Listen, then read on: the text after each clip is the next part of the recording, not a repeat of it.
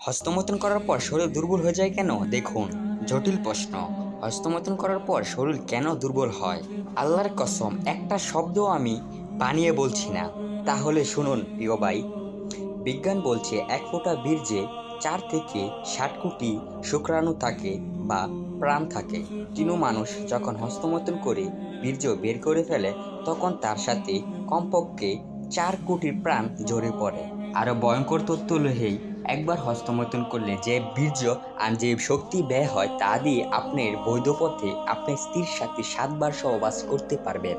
তার মানে আমরা হস্তমৈথুন করে নিজেকে খুব দ্রুত মৃত্যুর দুয়ারে দাঁড় করছি।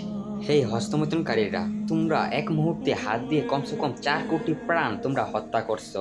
তাহলে তোমাদের শরীর দুর্বল হবে না কেন? একটা মানুষকে হত্যা করা অত সহজ নয়, সেখানে তুমি 4 কোটির প্রাণকে একসাথে হত্যা করছো। তাহলে তোমার শরীর দুর্বল হবে না কেন?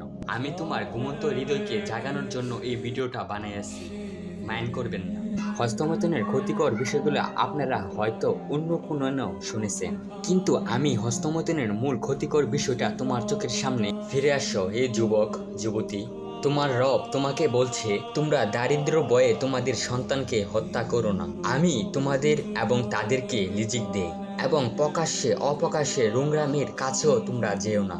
আল্লাহ যার যার জীবনকে নিরাপদ করছেন। আপনি একবার চিন্তা করেন তো, আপনার টাকা নষ্ট হচ্ছে, আপনার চোখ নষ্ট হচ্ছে, আপনার শরীর নষ্ট হচ্ছে, আপনার জৈবন নষ্ট হচ্ছে, তাহলে কেন আপনারা এই পথ থেকে ফিরে আসতে পারছেন না? এটা প্রশ্ন আপনাদের কাছে।